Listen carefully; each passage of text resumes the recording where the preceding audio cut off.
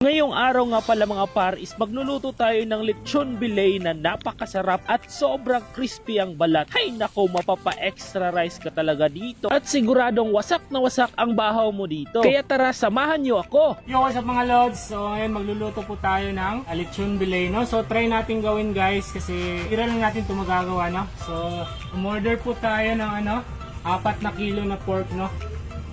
Ayan. So 4 na kilo po itong na-order natin. So ito yung mga ingredients na guys, na ano na natin, no? Na-ready na natin lahat. Ayan. So meron din tayong pangtali dito, ayan. May tanglad na din.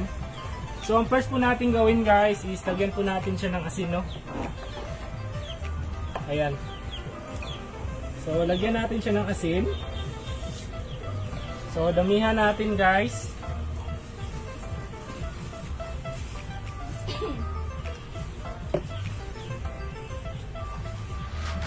Para magkakalasa po siya.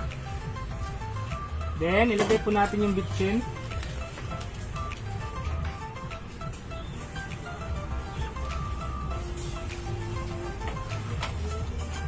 And then isunod na natin yung guys, yung paminta, ayan.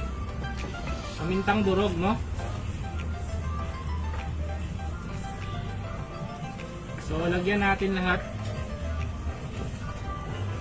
Then yung mga bawang, pinaghalo-halo na ng masangkap guys. Bawang, sibuyas. Ayan.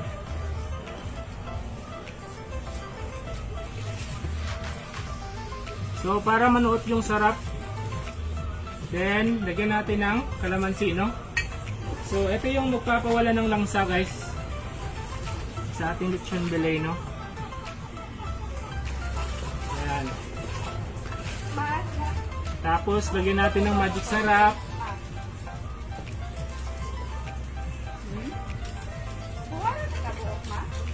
Ayan. So pagkatapos dito guys, ilagay na natin yung sibuyas na mahaba, no? And then itong tanglad, no? So itong tanglad guys is napiga na natin siya, no? Ayan.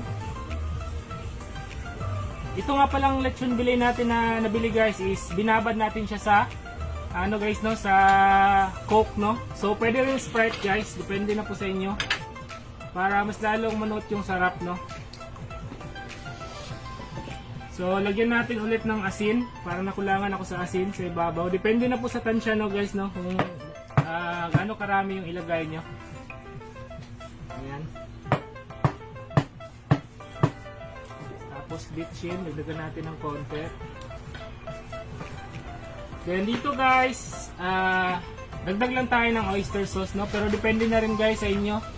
Depende sa panglasa nyo, no?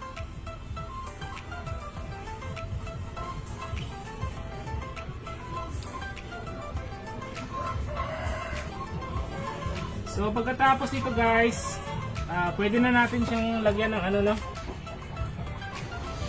Yung kawayan. So meron na tayong nakuhang kawayan guys. Wait lang. So ito nga pala yung kawayan na nakuha natin.